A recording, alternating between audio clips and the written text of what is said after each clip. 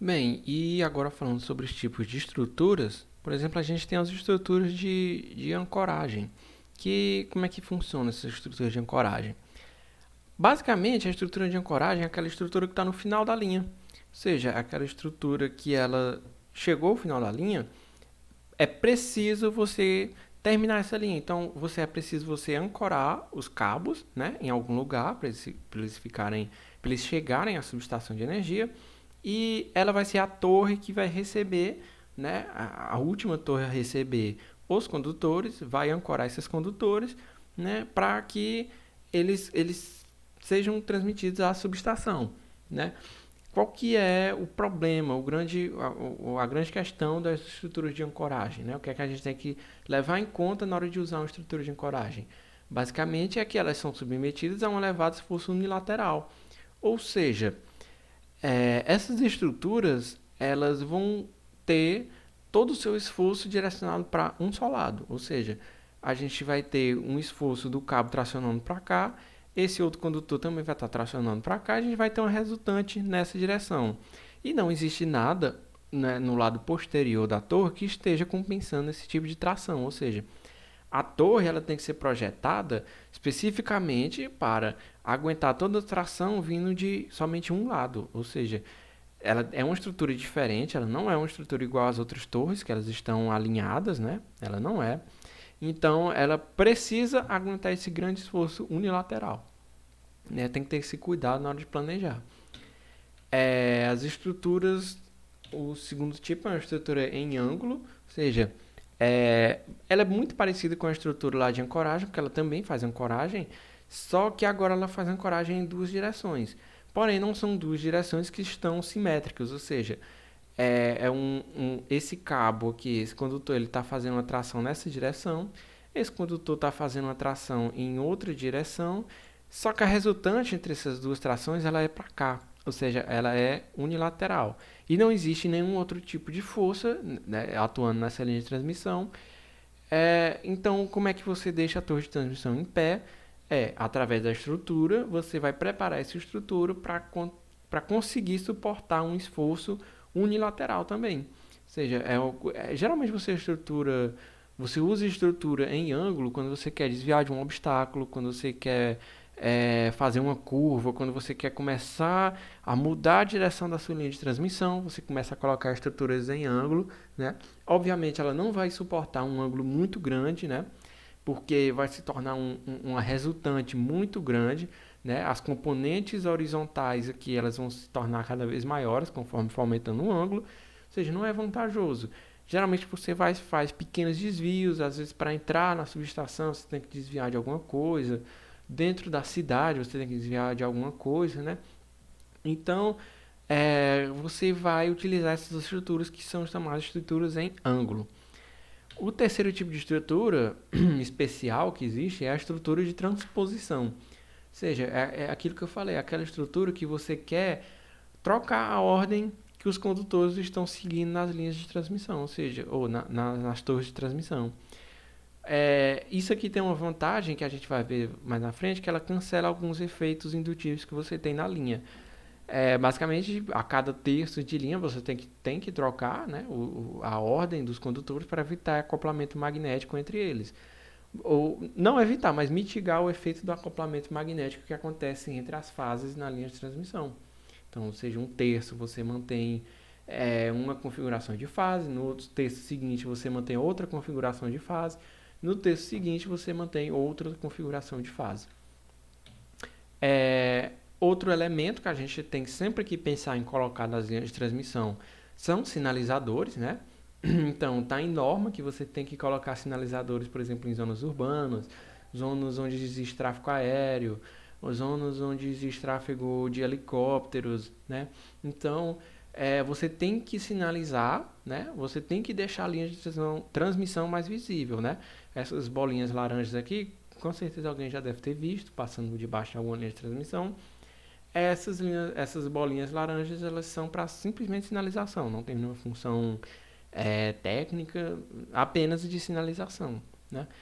E você até pode pensar, poxa, mas quem é que não está vendo a linha de transmissão, um negócio enorme passando lá? Então, nunca subestime, né, acidentes, né? Você nunca pode subestimar quando um acidente vai acontecer.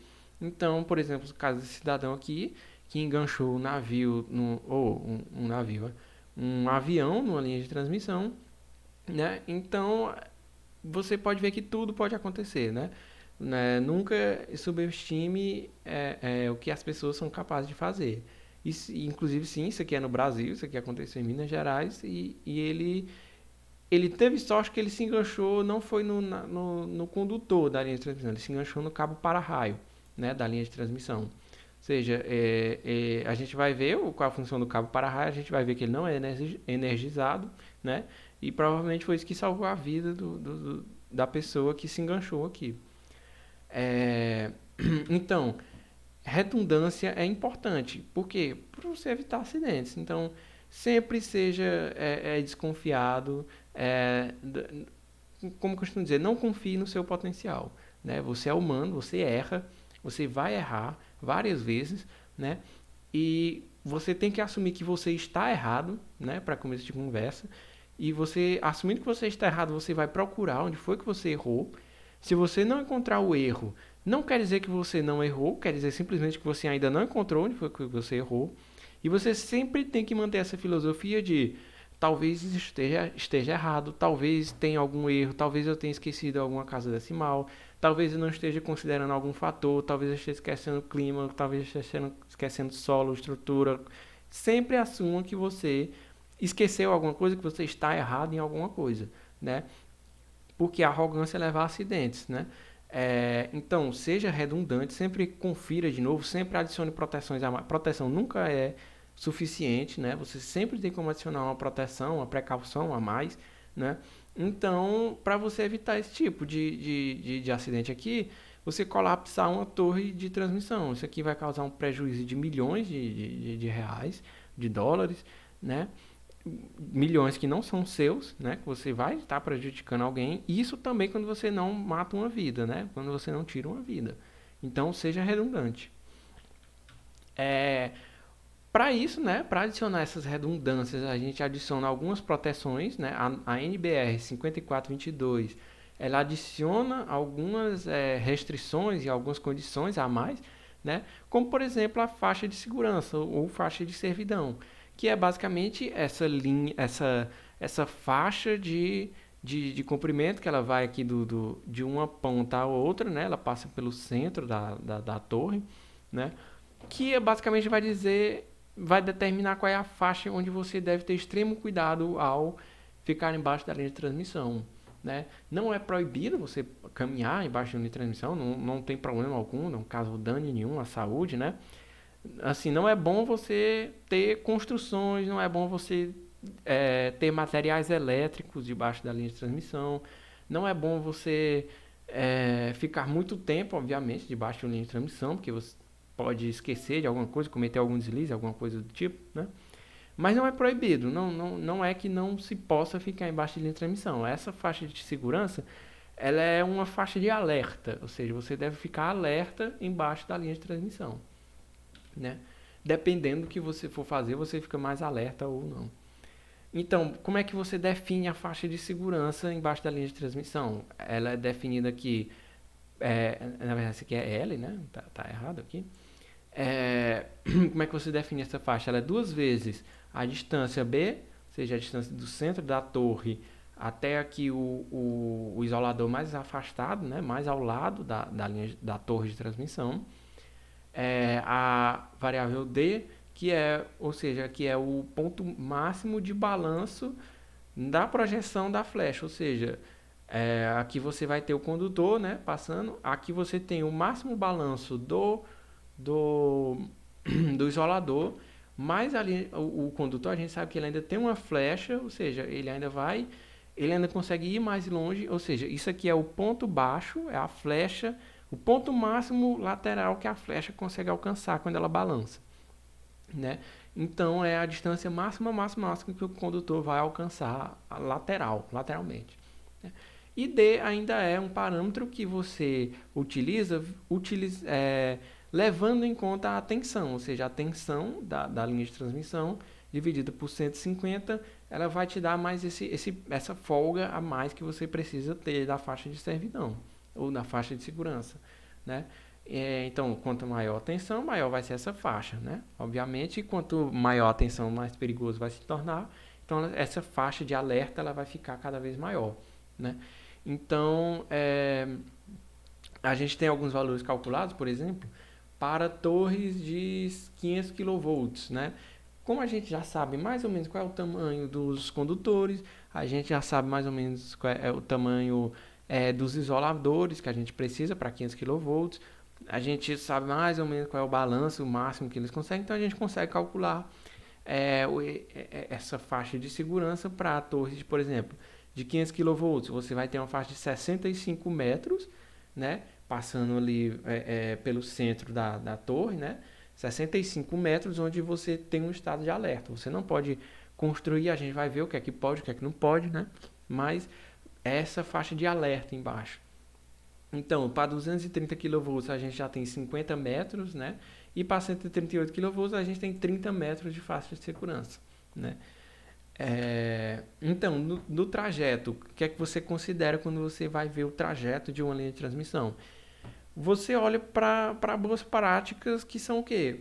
Você evitar as zonas urbanas, né? O máximo possível, porque não é legal você ficar passando linha de transmissão dentro de área urbana, é difícil, é caro, é complicado, é inseguro, então você evita, né? Quando não tem jeito, você tem que passar, né? Então você evita estar deslocando pessoas dentro da zona urbana, você evita estar causando problemas urbanos, problemas, né, estruturais para a cidade, né? Então são coisas que você deve evitar. Você deve evitar o máximo possível passar por reservas ambientais, reservas indígenas, né?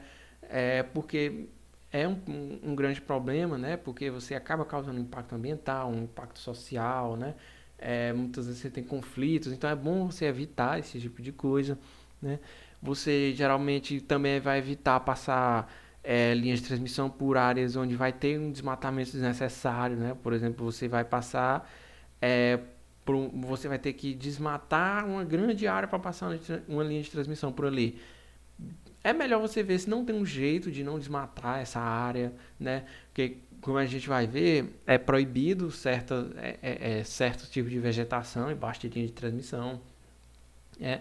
Então, você tenta evitar obstáculos, você, né, tenta economicamente viabilizar traçar aquela linha de transmissão por aquele local.